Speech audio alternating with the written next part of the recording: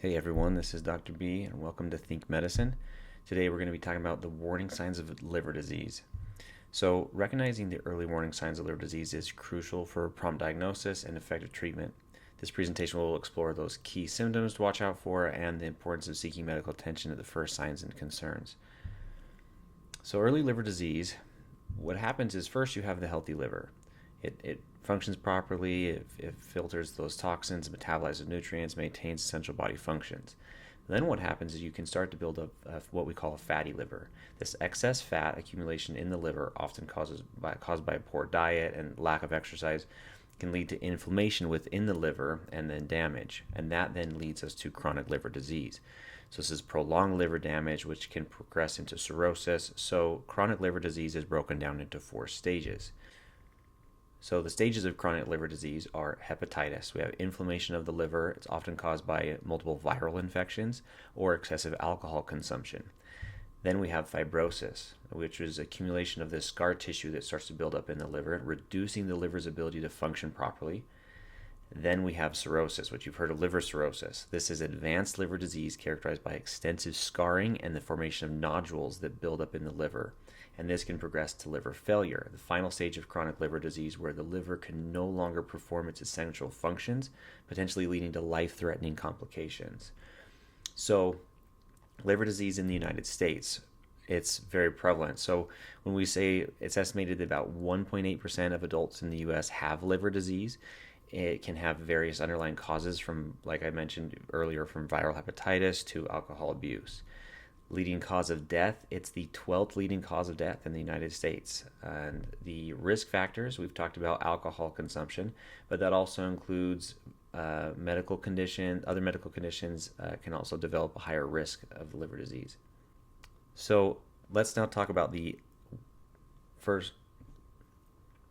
Now let's move on to the signs and symptoms of liver disease. Fatigue and weakness. So persistent tiredness, chronic fatigue is one of the most common symptoms of liver disease. As the liver becomes damaged, it struggles to efficiently metabolize nutrients, leading to a noticeable drop in energy levels and physical strength. And that leads to muscle weakness that we see with liver disease. It can cause this breakdown of muscle tissue, resulting in general feeling of weakness and difficulty performing your everyday tasks. Another symptom we might see is abdominal pain. Persistent abdominal pain can be a concerning sign of liver disease.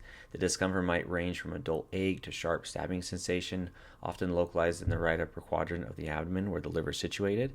But the issue is the liver doesn't have those nerve endings that we see sometimes in other organs to really detect disease early. So the pain can worsen with movement or lying on the right side and can sometimes radiate to the back or shoulder blade area. This sometimes often indicates inflammation or enlargement of the liver, which can put pressure on surrounding organs and nerves. And as you may have heard before, this sounds very similar to cholecystitis or inflammation of the gallbladder, which is situated near the liver. So another sign, symptom we might see, nausea and vomiting. So the liver disease can cause significant distress to the digestive system, leading to persistent nausea and episodes of vomiting. Also, those suffering from liver disease can have significant weight loss, so the inability to keep food down can result in unintentional weight loss and further compromising the patient's health. And also what's important to recognize is that there are medication interactions with liver disease. So some medications commonly prescribed for liver disease, such as acetaminophen or Tylenol, antibiotics, and some antidepressants may also contribute to nausea and vomiting as a side effect. So it's important for that individual patient to discuss any medication with their healthcare provider. Another symptom we see is jaundice or yellowing of the skin in the eyes. So we see this a lot with our patients. We have their eyes, the white of their eyes is very, very bright yellow with more advanced stages of liver disease. So one of the most recognizable signs of liver disease is the yellowing of the whites of the eyes. This is again known as jaundice. This occurs as a result of the buildup of bilirubin, a byproduct of red blood cell breakdown. So yellowing of the skin or jaundice of the skin, you might notice this as the excess bilirubin deposits in the skin tissues, and this discoloration is often first noticed on the palms of the hands and the soles of the feet.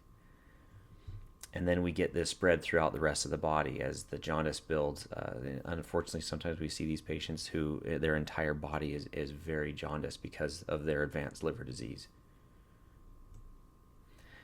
We also see leg swelling with liver disease, which because of the fluid buildup in the legs and the poor circulation, leading to noticeable swelling. It's also known as edema in the legs, and it can be very pronounced in the lower ankles and feet. Also, we have abdominal swelling. So as the liver becomes damaged, it may fail to regulate the fluid balance, causing fluid to accumulate within the abdomen, resulting in distended, swollen appearance. And as I mentioned a little bit earlier, we have this impaired circulation. So the swelling is a result of liver's inability to properly filter those and process those fluids, leading to a backup of fluid in the extremities and the abdominal cavity. So what we can do for these patients is we can perform what's called a pericentesis for abdominal ascites, or this abdominal fluid. So what we do is it's a very simple procedure. We give lidocaine or a numbing medicine right at the skin, and we go in with a needle and we go in with a needle, leave the catheter in there, we take out the sharp part, but this catheter stays in and can drain this fluid. So as I mentioned, this is called a pericentesis, and we do this for the buildup of the fluid that's building in this patient's abdominal cavity. And it's not uncommon that we drain multiple liters of this fluid off of these patients. So you can see here, this is an example of a patient that had pericentesis for this buildup of fluid. Another sign and symptom we have dark urine and pale stool. So we have this altered waste elimination. So as the liver becomes impaired, it struggles to properly process and eliminate waste products from the body. This can lead to the changes in color and appearance of the urine and the stool. And as we talked about before, this buildup of bilirubin. So when the liver is unable to effectively break down bilirubin, that yellow-orange pigment, it can accumulate in the body. We talked about it in the skin. It can also accumulate in the urine and in the stool, causing this darker appearance, or the pale stool, or clay-colored stool. Another symptom that we might see a patient have is itchy skin.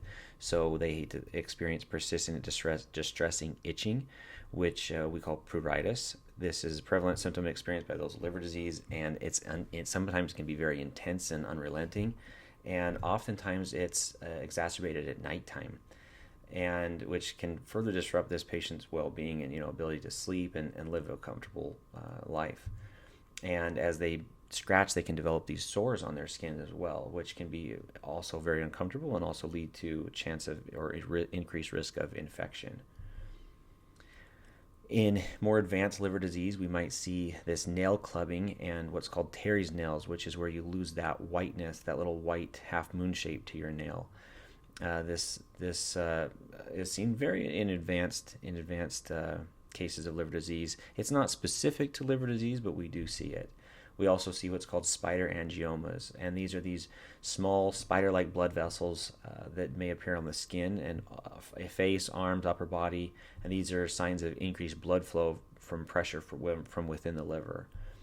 And there's also what can be experienced as easy bleeding and bruising. So liver disease can impair the liver's ability to produce clotting factors, leading to an increased risk of easy bleeding and bruising, even from minor bumps and bruises. Again, as liver disease starts to advance, what we can see is patients with advanced liver disease often struggle with confusion, disorientation, and difficulty processing information. They have memory lapses. They can have trouble remembering recent events, recalling names, performing very familiar tasks. And they can also experience spatial disorientation.